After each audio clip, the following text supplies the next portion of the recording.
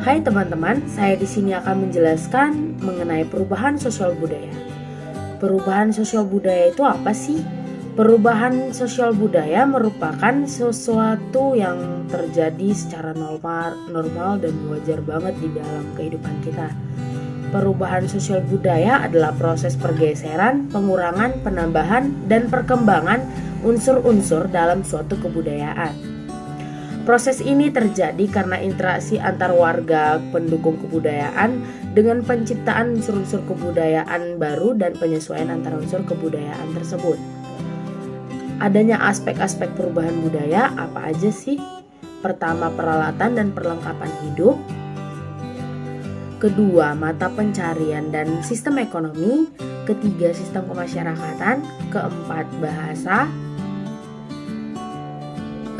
Kelima, kesenian. Keenam, sistem pengetahuan. Ketujuh, religi dan atau sistem kepercayaan yang ada.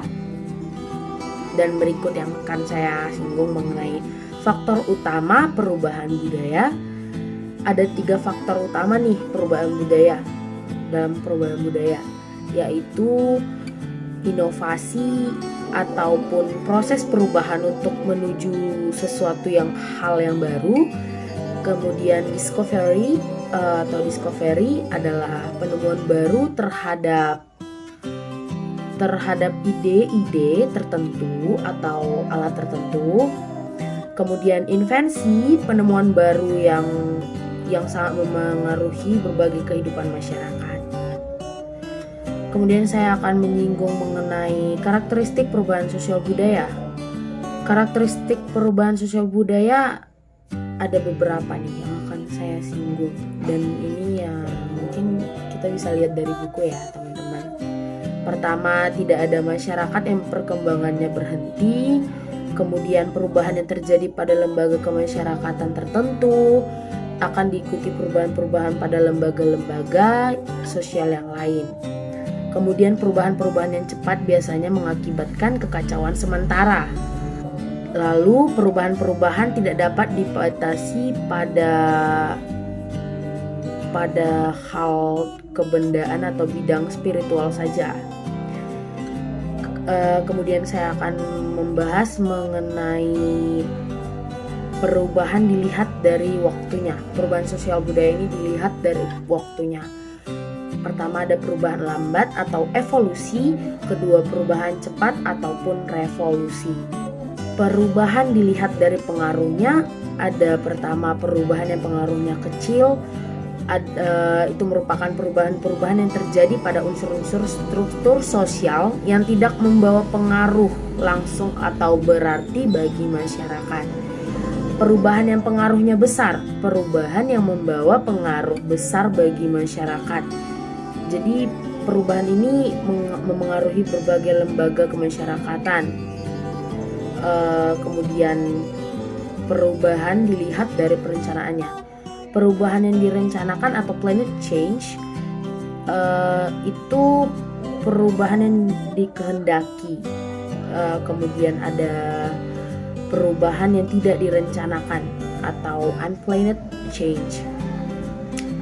Perubahan yang tidak dikehendaki sama sekali oleh masyarakat setempat.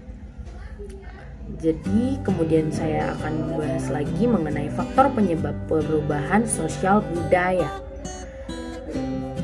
Faktor penyebabnya dari dalam masyarakat itu pertama, perubahan jumlah penduduk, penemuan-penemuan baru yang ada pada masyarakat setempat, pengaruh kebudayaan dari masyarakat lain seperti yang sepertinya yang terjadi pada saat ini, adanya masyarakat luar negeri yang masuk ke negara kita sehingga terjadinya perubahan sosial budaya pada masyarakat Indonesia.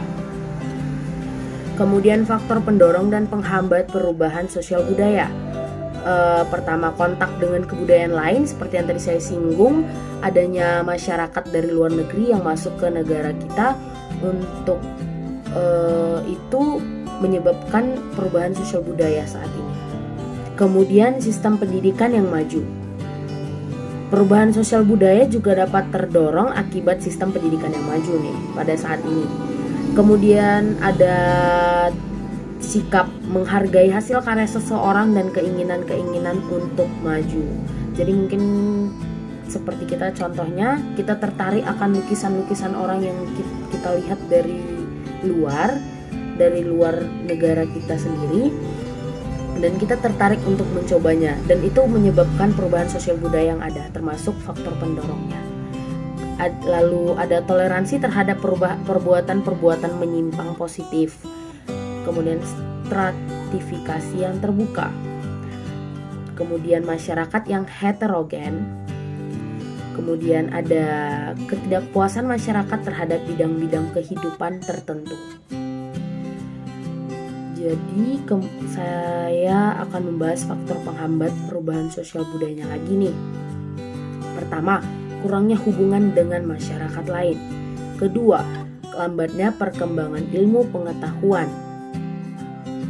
Ketiga, sikap masyarakat yang sangat tradisional. Keempat, kepentingan-kepentingan yang telah tertanam dengan kuat. Kelima, rasa takut akan terjadinya kegoyahan pada integrasi kebudayaan yang ada. Keenam, prasangka buruk terhadap hal-hal yang baru atau asing atau sikap yang tertutup. Ketujuh, hambatan-hambatan yang bersifat ideologis. Sekian informasi yang dapat saya sampaikan kepada teman-teman, dan seperti yang teman-teman ketahui itu saya lihat dari buku ya, jadi boleh dibaca ulang kembali bukunya. Dan terima kasih, bye-bye.